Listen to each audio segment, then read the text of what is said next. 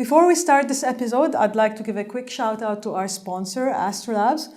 Astrolabs is a capacity building company. What does that mean? They work with entrepreneurs and with corporates on helping their employees become more digitally savvy through online learning. So they do a lot of workshops as well in person and online.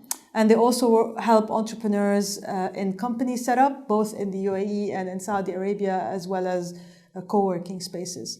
They have exclusive discounts for the listeners of Conversations with Loulou. So I invite you to check out astrolabs.com/Loulou. And you will need to fill up a form and someone from their team will reach out to you and tell you more about the various offers.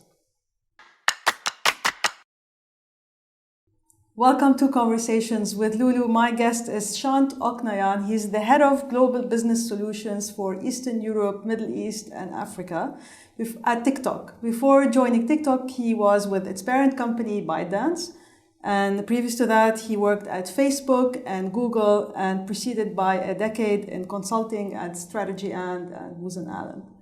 So welcome, Shant, and thank you for joining me. Thanks for having me, Loulou. Quite the journey. It has been. You've done a bit of everything, right? Oh, well, yes, I think the theme has been, how do I stay relevant?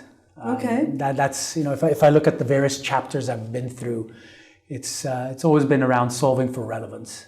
And you're in arguably one of the most relevant companies at the moment of our time. We've seen, and we're very grateful and appreciative, the uptake and the relevance of TikTok, yes, especially during these particular unprecedented times, right? People need positivity and joy in their life, and yes, I think TikTok lends itself very well to that aspiration. Well, it truly got everyone dancing and moving. Absolutely. It starts with some of the more, I think, practical elements of joy, right? Dancing, moving, jokes, laughs, and things of the sort, singing. But what we've seen the platform really evolve into is a lot more than that. And, going back to the point of relevance, different things are relevant to different people at different times. It might be, I need, financial literacy advice, or I'd love to learn how to do some DIY projects, right? Or I'm interested to hear more around how do I do online tutoring for my kids and make that work. So we're seeing various movements now. Interesting. So you see people TikTok searching for content versus like kind of passively looking at what's on their feed, because that's what I do. If I open TikTok, I'm literally, scrolling through the feed. But I haven't really searched. I wasn't aware that there's the whole educational component. Obviously, there's the discovery element of it. You can actively search if you'd like, but the essence of the algorithm is one that it figures out very quickly what is relevant for you in that given moment. Mm-hmm.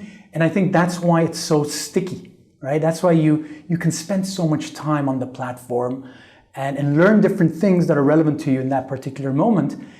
And kind of then go, okay, I actually feel good after having spent this much time on the platform.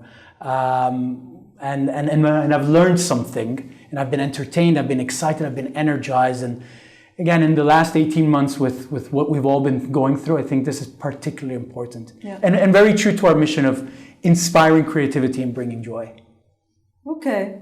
So what's been on your mind lately? Like what has been preoccupying you these days?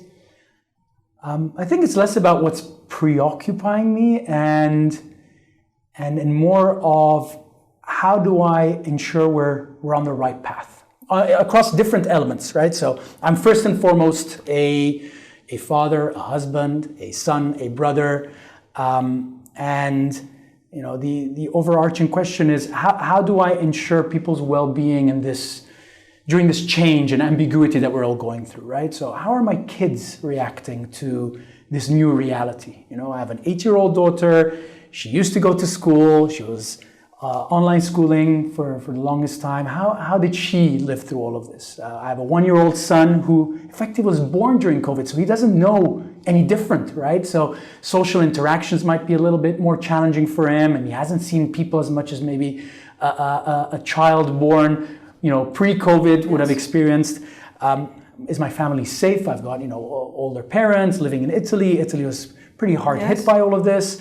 But then just beyond COVID, there's, other issues and crises that are happening in our region, the situation in Lebanon, my wife is Lebanese and her whole family is there. You know this personally. How are they doing? How are they coping with so much uncertainty and so much ambiguity in their lives? So there's that, there's the personal aspect. And then on the professional side, we've built a team at TikTok that has never met in person. Right? 95% of the team onboarded during the pandemic. We haven't been to the office. We haven't built that emotional equity with one another, right? Relationships have been very transactional via Zoom or whatever video conferencing platform you use. So my question is, how do I create culture in a virtual environment, right? How do I ensure that there is this fabric, this social contract within the team that enables and empowers them, right? And then at a broader level, it's as a personal quest, one of the things that drives me is bringing the best out in people, right? Ensuring that they're the best version of themselves. And so what role am I playing in enabling this young organization and these team members in embracing who they are? And it starts ultimately with yourself, right? If I take the airplane analogy, when they're going through that safety presentation, they say, please put on your oxygen mask first before you help others. Yes. Because if you don't have self-care, if you aren't clear about your North Stars and who you are and what you're solving for, how can you help others figure that out as well? So I know it's a bit of a multi kind of pronged answer, but there's a personal aspect, there's a professional aspect from a overarching kind of leadership perspective, and then there's a bringing that back to who do I want to be in this period of change and ambiguity. That's a lot of thinking and a lot of soul searching. Yes, a lot of coffee to fuel that. On the culture front, because I think that's a very important topic, and it's very important, right? And it has impact on the bottom line. It has impact on everyone's well-being. So, have you had any breakthroughs? Because I think you and I had this discussion maybe a month back or so. Yeah. Has there been any kind of best practices that you've uncovered, or something that you feel works or doesn't work? Look. Solving for culture is not kind of a checklist. Hey, we now have great culture, right? I think it's a journey. Mm-hmm. But let me preamble that with the fact that the saying in tech is culture eats strategy for breakfast, right? So strategy, you can think very rationally and put a business case together, and it's fact-based, and you can sprinkle some storylining to that, and you have a strategy in terms of what you want to achieve from a business perspective. But how you achieve it, the cultural traits that and then the practices and the principles that you want to embrace are key to making it successful, right? I've had multiple conversations with business leaders from various industries over the last 18, 24 months, and they all look at tech and digital disruptors and say, how do you guys continue to be so relevant, right? And I think there's multiple elements, there's multiple kind of facets to that. It stems first and foremost from the why. Okay. Right? What's your purpose? What the company's why. The company's why, but also then your functions why, your personal why. Why do you come to the office? Why are you part of this organization? What are you solving for, right? So purpose-driven organizations have a few North Stars that they're constantly shining as part of their culture, so that people then can figure out what's the best way to get there. Okay? So that's, and we'll talk about, I'll summarize it as my 4 Ps, but that's the first P, the purpose. Okay. The second is around, well, what are you going to do and not do to fulfill that purpose? And I don't mean the strategy. The strategy evolves over time, right? But it's those cultural traits and behaviors and principles and values, whatever you want to call it. And just to clarify one thing, so the purpose here, you mean it's your personal reasons for being at work that have to align with the company's purpose? That's why it's multifaceted, right? Are you first and foremost a true believer in what the company's trying to do, right? Okay. And I'll bring my journey into that story now shortly as well. But do you understand and are you fully aligned on the North Stars of the company? And do they align with your own North Stars, right? Of who you want to be and the impact that you want to have. Very deep and probably evolves over time. But then it's around the traits that you want to exhibit, the behaviors. Whether you say they're going to be behaviors you do or don't, right? It's both. It's being very explicit about both. And then I'll bring up kind of the culture that we're trying to create at TikTok, going back to your question of have you made any breakthroughs over the last month? So what are those principles? The third is around whom you're going to do it with, right? And you and I were having a conversation of, as one thinks of their career, sometimes it's less about what they're doing, but it's who they're doing it with, right? So who are you surrounding yourself with? Who are the people that are on this journey with you? And more importantly, just to peel that onion a little further, it's how are you solving for diversity, not conformity, right? Not diversity as what we hear it today. Okay, not just gender diversity, race and ethnicity. Yes, absolutely, because they all bring a different reality to the table. But also diversity in terms of thinking and psychometric, etc., right? Yeah. And it's a much harder journey, by the way, when you've got a diverse group of people, as opposed to people who are like-minded. But problem is with like-minded people, very easy to manage and lead, but you only see one aspect. You only see one way of doing things. So surrounding yourself with people who are diverse and bring different realities to the table makes you go, oh, wow, I hadn't thought of it from that perspective, right? And being curious, not judgmental in that journey. And then finally, it's about the programs that you put in place, the how you're going to make all of this work, right? And it could be the strategy that you put in place to be relevant for that region. It could be the programs to create a people agenda or a culture agenda internally, the areas of focus that you decide to drive. But that's kind of more on the tactical side. So these are the 4 Ps that I've figured out. 4 Ps. So purpose, your why, right? The principles, the what you're going to do and not do or aspire to be. The people you do it with, so the whom you're working with, and then the programs, the how you're actually going to hopefully achieve these 3 Ps. I wanted to ask you something on the cultural side, on the diversity actually. So my understanding usually for multinationals, at least when you're hiring people, is that you have certain tests that you need to do, and maybe, I don't know, I would have thought that you would want a certain type of character. But you mentioned something very interesting, which is diversity of thinking, which nobody really talks a lot about. Usually when we talk about diversity, we say we want more women or ethnicity or so on. So do you do these? So let me preamble with diversity is everything that you've just mentioned, right? Okay. It's gender diversity, race diversity, ethnicity, background, socioeconomic situation, etc. Do we leverage psychometric tests to then figure out diversity of thought? I think it can be an input. I mean, there are a few kind of tests that I'm a big fan of.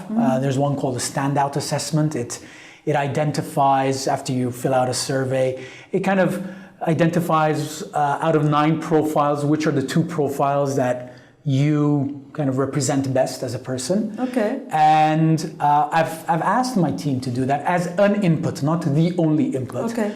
And to kind of figure out, well, are we over-indexing one type of profile versus another, right? Oh, nice. Do we have too many advisors and influencers and not enough teachers and equalizers, right? These are just some of the profiles. So it just helps to maybe reassess whether your diversity movement is in the right direction. Nice. But it's an input, it's not the only input. Okay, so you use it with the purpose of diversifying. So you're not, as you said, over-indexing a certain attribute or trait. Yes. Oh, interesting. That's good to know. But just to, the flip side of that is diversity of thought, absolutely. Diversity of behavior goes back to some of those principles that we were discussing, as the second P. It's important for there to be a pledge or a social contract amongst people of behaviors that everybody is going to exhibit, right? And going back to the breakthrough on the culture side that you were asking about earlier, and the spirit of alliterations, because I love alliteration. So 4 Ps, and we now have our 5 H's. 5 H's. Okay. 5 H's. That's the consultant in you. That is the consultant in Definitely not the TikTok in you. Well, you'd be surprised. There's a lot, obviously there's a lot of structured thinking at TikTok These are as the well. remnants of Booz Allen Hamilton. Most, you can take the consultant out of consulting, but you can't take consulting out of the ex-consultant. So the 5 H's, right? Behaviors that we're all going to aspire to live up to. Hunger, hustle, humility, hardiness, and heart, right? Okay. So hunger, having that ambition, having that aim for the highest. It's one of our bite styles, actually, one of our values at a company, to say, we think exponentially, not linearly, right? And be uncomfortably excited by that. You're not solving for an incremental step, you're solving for something transformational. So show me that you're hungry in pushing the agenda. So when you say think exponentially, this applies to everybody that works at TikTok. And how does that translate into, like, would someone, junior come and tell you, hey, Shant, I think we should do X, Y, Z? That's... Absolutely, and that's probably the third H around humility, right? The organization and everybody within it needs to be humble and open in taking input from anywhere in the organization. We have a very flat hierarchy. We don't actually have titles internally. It goes back to the essence of putting the we before the me, right?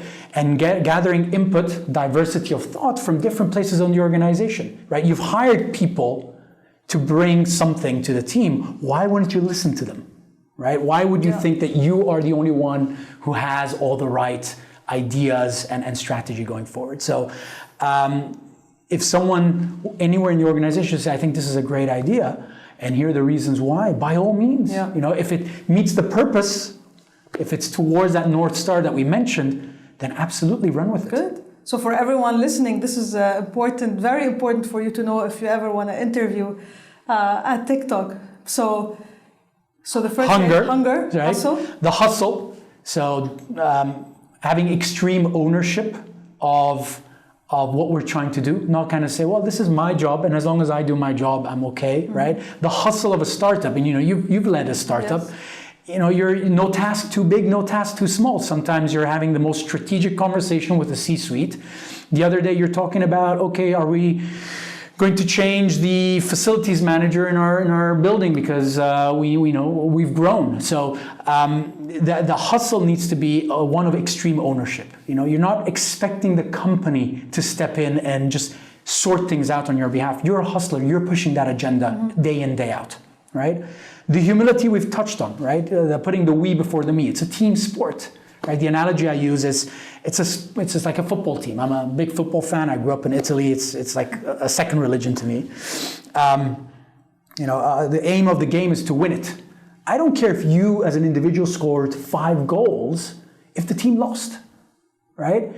If on the other hand you came back and defended, maybe I had to sub you off because there was someone more suited for that specific moment, or you took one for the team, and the team won. Well, guess what? You're part of that celebration. So having the humility to park your ego at the door and say, all right, I'm here to enable everybody else and help everybody else.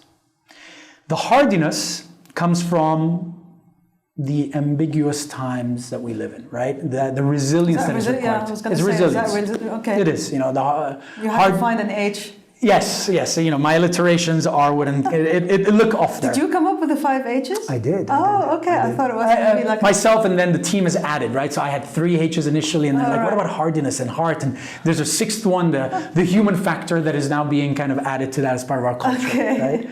So the hardiness reality is we're overall in a very evolving landscape, whether it's in the kind of personal life or in the business kind of landscape. Digital transformation, 5-year plans have been collapsed into 5 months and things of the sort. But as TikTok specifically, we've been through a lot in the last 18 months. Some stories of success, right? Absolutely, the astronomical growth that we've had, both on the consumer side and on the business side. But we've been challenged as well, right? We've had situations in India and situations in the US, and even internally, we've grown the organization 10, 20x during a pandemic when people haven't met in person, as we discussed earlier. So the resilience of people going, okay, it's fine. This discomfort, I'm actually excited by it, not scared by it, is one of the cultural traits that we're saying we're going to have a pledge around. And the last is heart.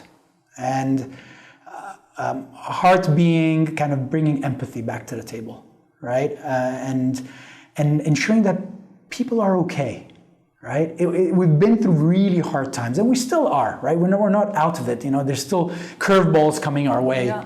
Variants, socioeconomic crisis, whatever else it is, especially in our part of the world. Yes. It never rests here. No. Never rests. And it's important to have empathy and to kind of take a step back and how are you doing? How can I help you? Right? Having that kind of empathy. That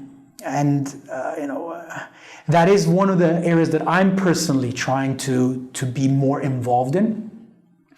And making sure that people bring their true self to work. Not park their baggage at home and kind of say, okay, I need to put on my professional mask, right? But actually take that mask off and go, here's who I am, and these are I'm a complex being, I have multiple sides to me, and they're all valid, and one of them may shine more than the other in any given moment, but it's important for you to know who I am so that we path the way forward together. Okay, are you going back to the office soon? That is the intent. That is the intent. Obviously, we've been following closely on the situation and on how numbers and positivity rates and vaccination rates have been evolving. And this country, I think, has done a fantastic job at it. So I think we're going to be one of the first global teams to go back to the office. Yeah, and the big question: in what format? It's going to be hybrid, not hybrid. It's going to be a partial model initially, right? So a certain percentage of the office can be used, and there's different approaches to that. You kind of say on any given day there's a specific team that goes in, or do you just do a first come first serve based on a booking approach to enable collaboration? Because why do we want to go back to the office? It's not because I need a work desk or I need internet connection, right? It's because you want that human factor, that sixth H that I was kind of bringing. You want to collaborate.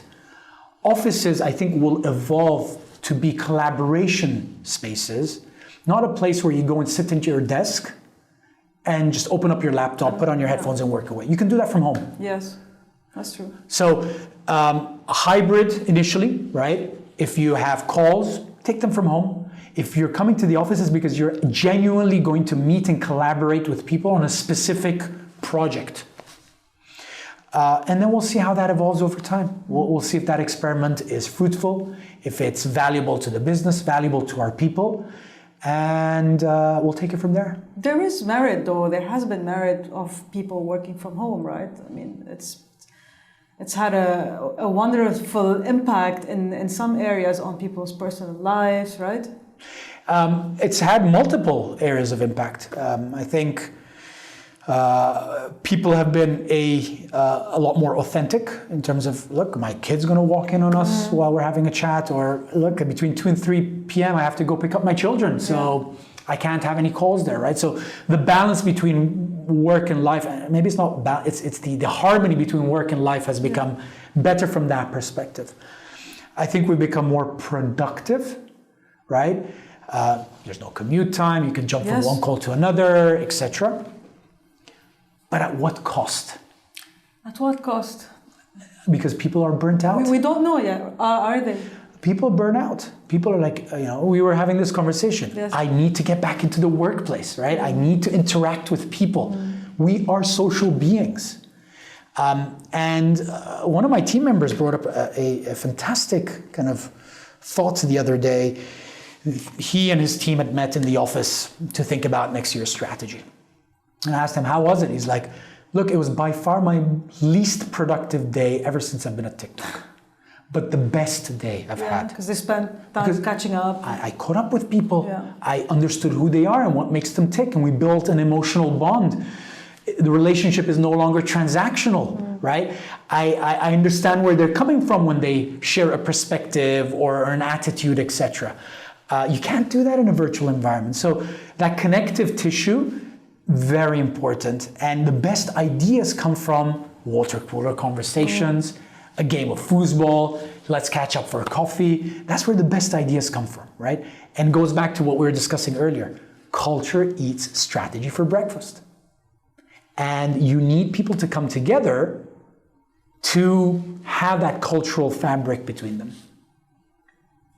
So you, just out of curiosity, you've worked with some great companies, like that were at the forefront or are at the forefront of like the evolution of our digital lives and our social lives and media at the same time.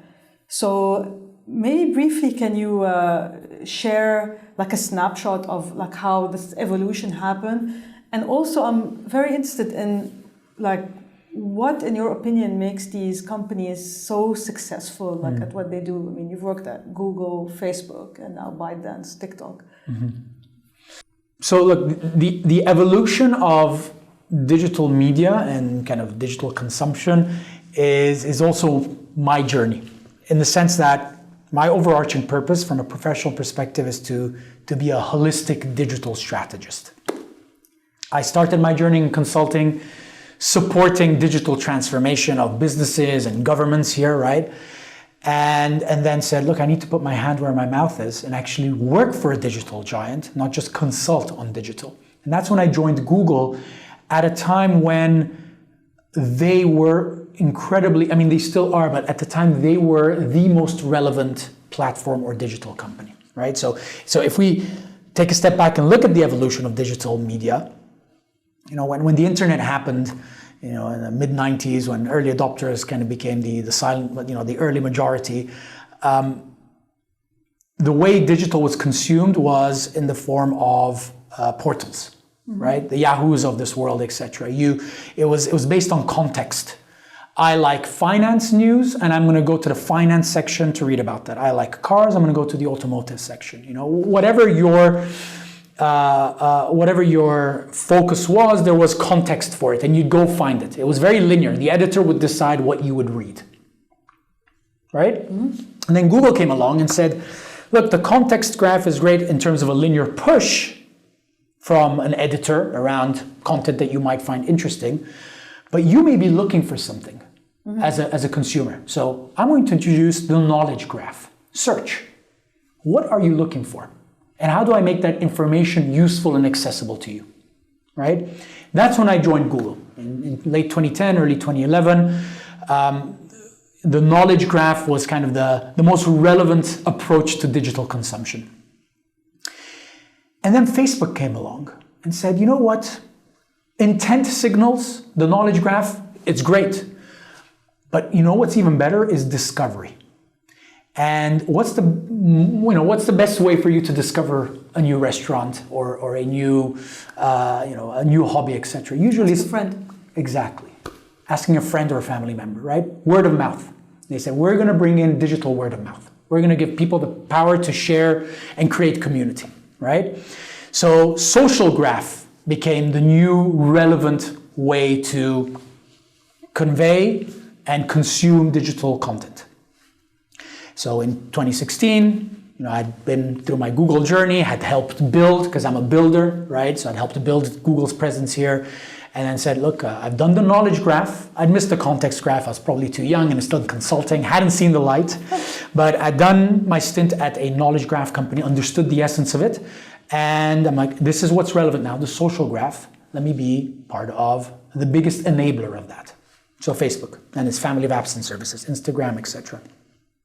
I think we're now, so those were three phases, right? Context, knowledge graph, social graph. We're now in the fourth evolution, which to me is the content graph or the interest graph. I don't care what you're looking for, explicitly. Honestly, I don't care what your echo chambers are talking about either. I actually want to leverage machine learning and technology to put content that is relevant to you right then and then, right? It's around shifting your consumption patterns to the content that you are interested in that given moment. And that's, I think, been exemplified beautifully by Netflix, right? I was gonna say yes. Right? From a publisher-generated content perspective, big productions, original content, big shows. From a UGC perspective, a user-generated content perspective, I think TikTok exemplifies that beautifully. So that's been the evolution, at least in my book, of digital media. It's also represented my journey, right? Knowledge graph when it was relevant, and it still is, but it's kind of not the most relevant aspect. It's a mainstay now. Social graph, when digital word of mouth was the way to drive discovery, and now it's around the content graph and this entertainment platform, this infotainment platform that is driving positivity and creativity and joy from a content perspective, and you going, aha, I didn't know that. I've discovered something new. So that's... And it's pushing people to become content creators themselves. Absolutely. In a very raw and authentic manner, right? It's not these big productions. It's these 15-second, 60-second videos of a passion project, and relying on the algorithm to say there are others like you. There is a community of people who are interested in the same passions, and I'm going to share your content with them. Yeah. Every time I try to understand this evolution, at least the last part of it, is I feel, maybe I'm getting too old, but there seems to be such fascination with this raw type of content.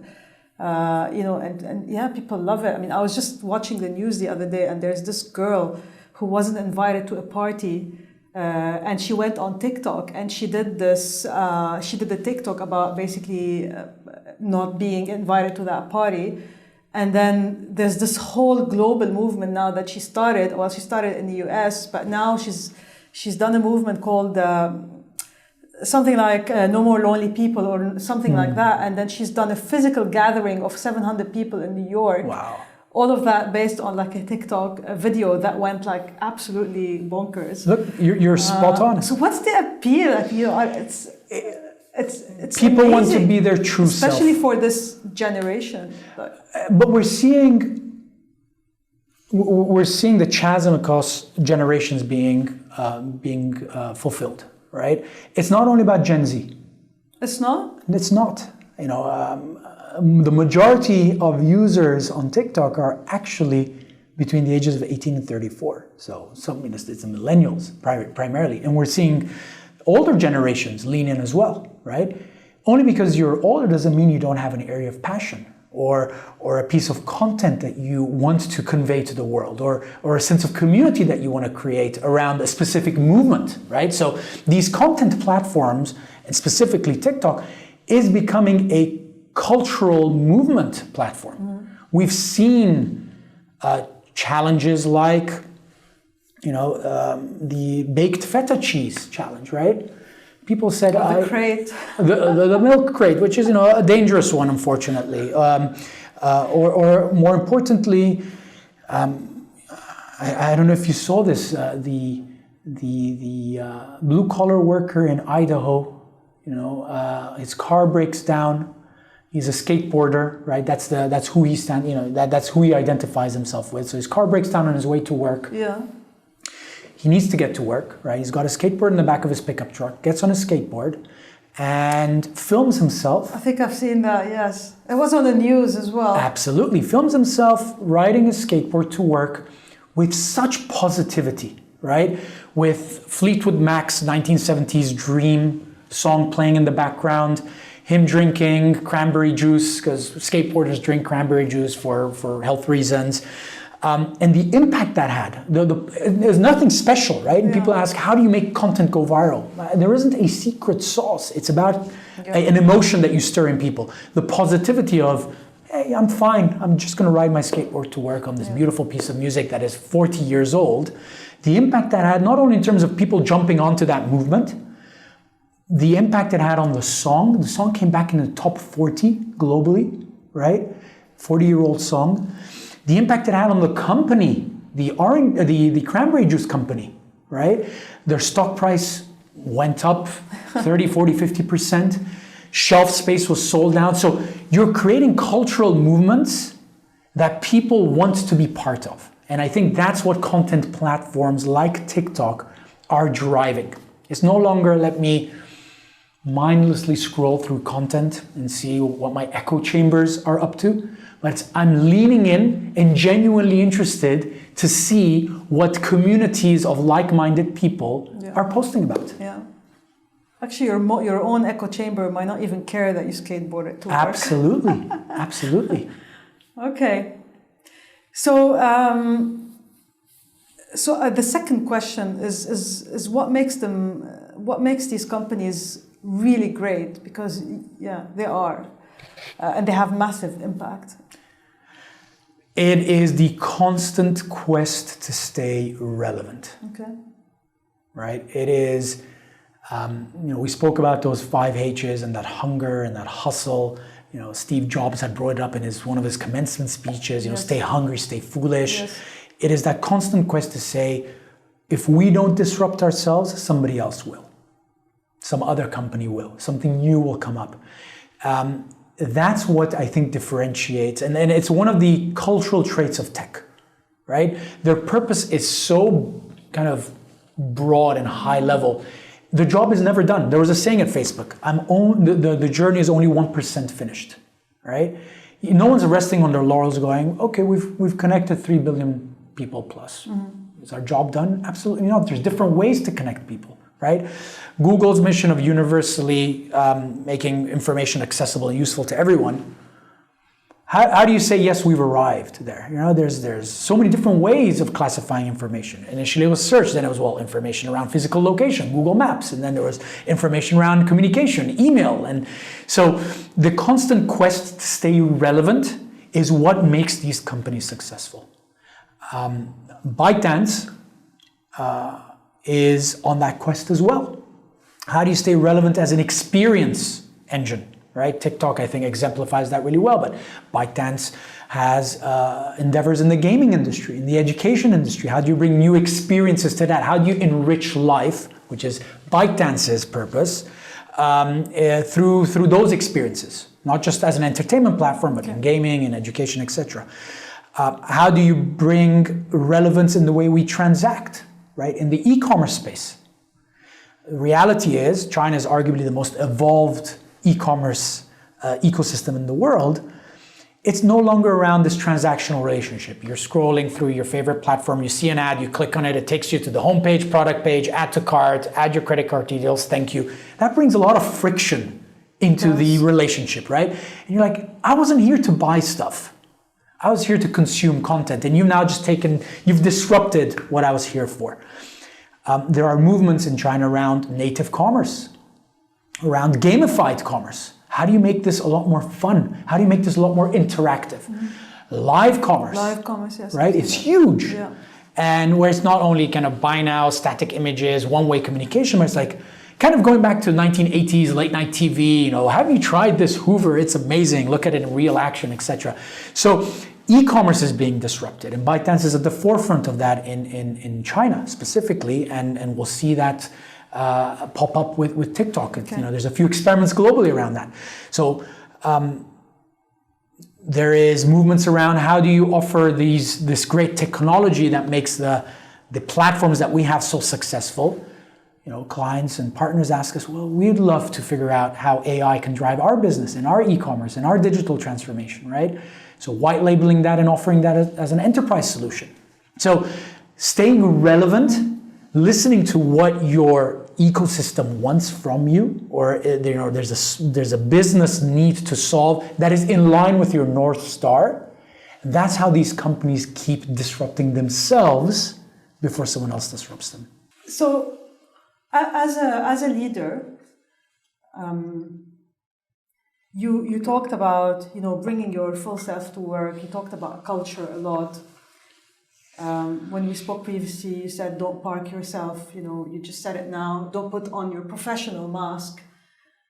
So, why is that so important to you? So I'll elaborate on the theory and then kind of the very practical side of it from a personal perspective. There is strength in vulnerability. Vulnerability is not about exposing your weaknesses, but it's around showing others who you truly are. And that enables empathy and it builds connective tissue. The human factor comes out. Now, the way I've learned that this is something that it matters to me, right, is through a own personal situation. I have 2 children. I have an 8-year-old daughter and a 1-year-old son. My 8-year-old daughter is the most solar, caring, positive child I know, which is further accentuated by the fact that she is a person of determination. She has a rare genetic disorder. There's less than 200 cases in the world. And as first-time parents, when we had Lilia, you expect certain things to happen as a parent, and we very quickly realized those were not happening for her, and obviously we weren't seeing those experiences either. So that meant that we went on a very long kind of path of enlightenment. There's that initial shock and situation of going dark, right? And it puts a strain on you. It puts a strain on you financially, emotionally, spiritually, and one of my favorite movies, there's a quote in there, and it's one of the Batman movies. It says, "The night is darkest just before dawn." And Lilia gave us a reason to see light because of who she is. She decided she was going to be determined in breaking the glass ceilings that life had dealt her, right? She was going to be positive in the way she thought of these challenges, not be held back by them. The resilience and the grit that she exhibited we were in awe of all of this. And when we said, if she's the one going through this and can take that challenge head on, why can't we learn from that as well and embrace those traits? So this personal story has shaped a lot of my kind of mindset as a leader, right? My 5 H's to a certain extent come from that. The hardiness, the heart, the hustle, the hunger to keep pushing and breaking barriers, the growth mindset. And why would I not bring that, that personal story, the person who enlightened me to all of this, into who I am at work, right? And show people that I've been shaped up of my circumstances and my situations, and I'm sure that everybody has a life story. Everybody has something that has shaped them into who they are. And exhibiting that or sharing that enables you to understand who they are and what makes them tick. So one thing that we do, for example, at work is we have our very own TED Talks. We call them Tick Talks. Mm-hmm. There's no agenda other than share a life story that matters to you and lessons that you've learned from them.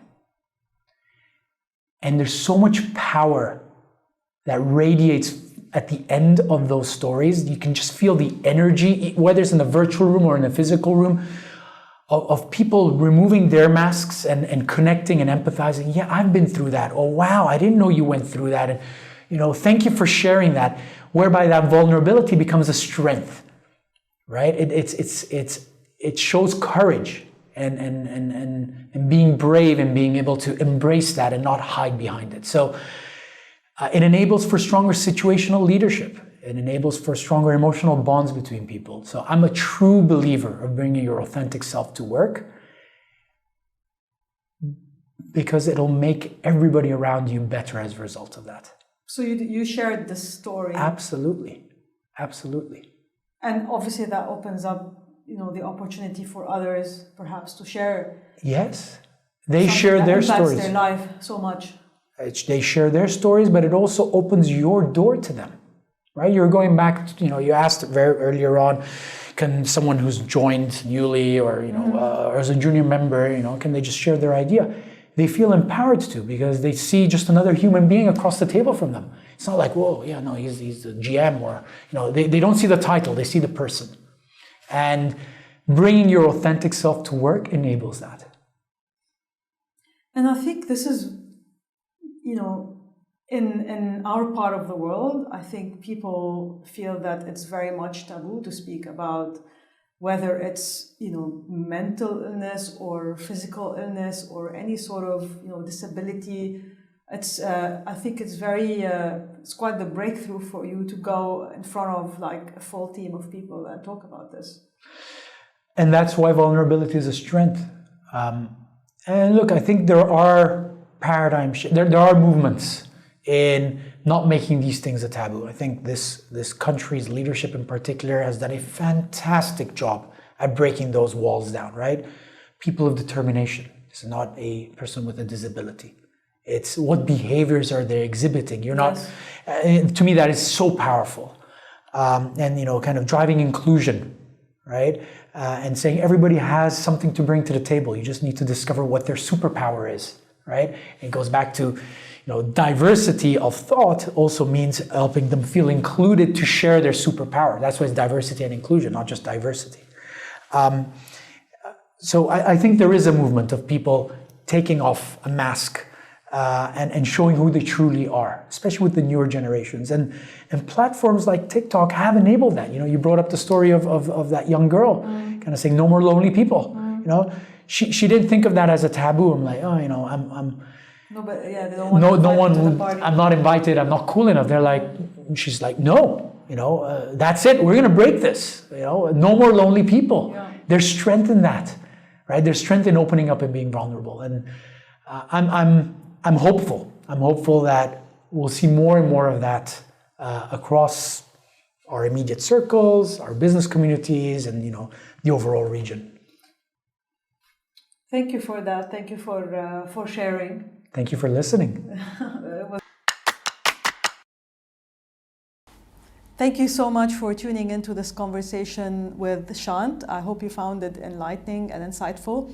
It really gave us an insider view about the inner workings of these great companies, and definitely appreciated all of the tips that he shared. As usual, if you want to reach out to me, you can connect with me on social media on Instagram, Twitter, and LinkedIn at Loulou Khazen.